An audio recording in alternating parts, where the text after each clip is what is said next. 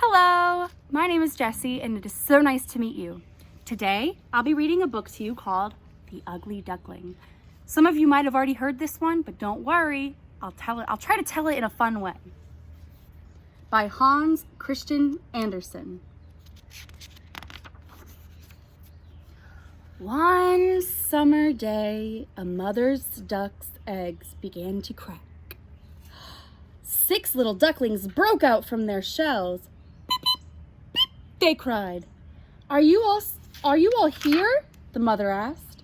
1, 2, 3, 4, 5, 6, she counted. One egg, much bigger than all the others, had not yet hatched. So the mother duck sat on that big egg, and at last it began to crack.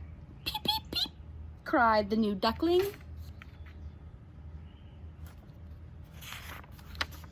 Leading her brood to the pond, the mother gasped when she saw the new duckling waddle along. For he was big and ugly. He does not look like the others, she thought. I wonder if he can swim.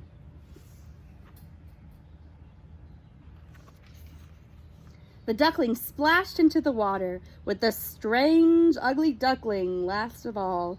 He swam merrily with the rest. The mother was pleased. After a long swim, she marched her children to the barnyard to meet the other birds. Look at that big ugly one, some ducks murmured. They began to laugh and peck at him. Leave him alone, cried the mother. He swims well, and he will grow to be a fine drake, I'm sure. But day after day, the poor duckling's life in the barnyard grew worse. Not only did the ducks make fun of him, but the chickens and turkeys did as well. Finally, he could stand no more teasing and ran away.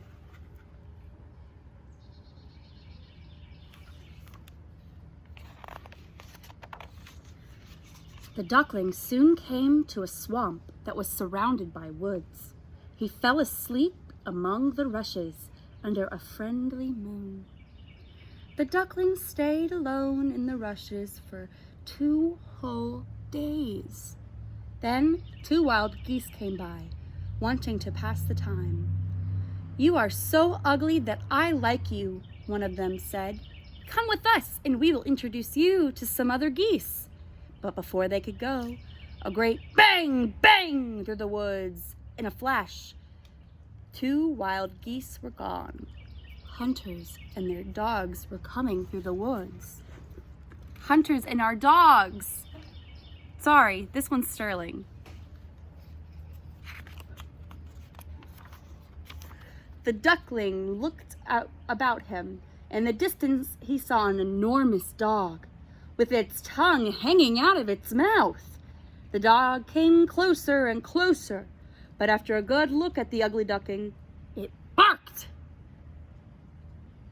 and ran off another way.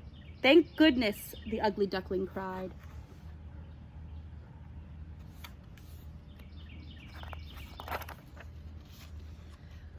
When he was sure it was quite safe, the ugly duckling spread his wings and began to fly. Flying was difficult, for it was his first flight, and there was a strong wind.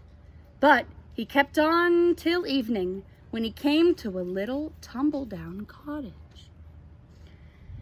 The tired bird slipped inside the cottage. It belonged to an old woman who lived there with a tomcat and a hen. What good luck, said the old woman, when she saw the ugly duckling. We shall have duck's eggs to eat if this duck doesn't turn out to be a drake.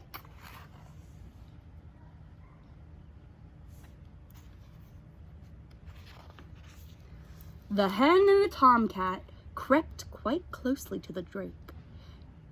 Can you lay eggs? The hen asked. Can you purr or arch your back?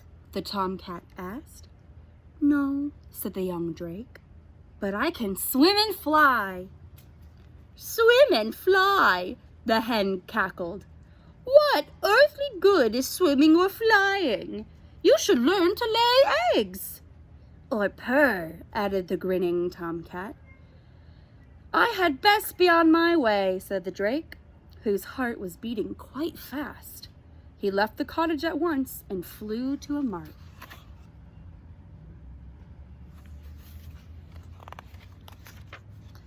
Outside, the autumn winds were howling. The young drake was happy to swim and dive in the water, but he felt all alone. One frosty evening, a flock of beautiful white birds flew overhead. The young drake felt strange when he saw them. He cried out to them and spun around in the water, but soon the large birds were out of sight. The weather grew colder, and one night the pond froze. The drake was stuck fast in the ice. The next morning a kind peasant came by. When he saw the shivering bird, he broke the ice with his wooden clogs and carried him home.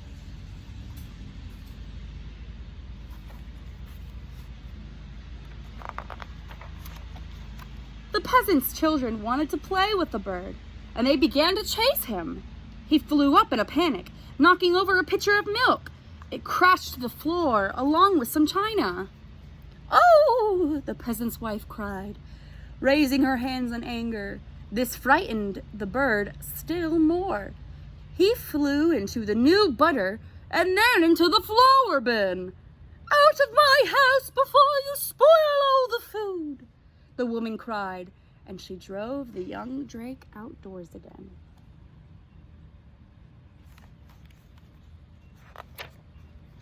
For the rest of the winter, the drake slept in the marsh grass. When the sun began to shine warm again, he awoke. His feathers were a lighter color now, and when he stretched his wings, he found that they were big and strong. How good it felt to fly under the warm sunshine! The drake flew until he came to a splendid garden. There was a pond, and on it glided 3 of the beautiful white birds he had seen before. The drake fluttered down into the water. "They will not let me swim with them," he thought sadly, "but at least I can gaze at them in all their beauty."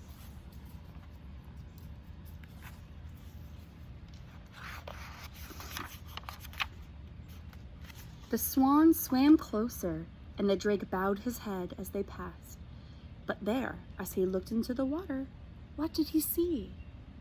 A graceful, long-necked white bird looked back at him, and this bird was lovelier than all the others. The drake had been a swan all along, though none had known it, and now all the beautiful swans were gathering about to welcome him. 2 children ran into the garden. "Look, look!" cried the boy. "There is a new swan!" "He is the loveliest of all," said the girl. The swan was filled with joy. "I never thought I should know such happiness," he said to himself, when I was but an ugly duckling." The end. Thank you so much for joining me on this adventure, and I hope you join me on another.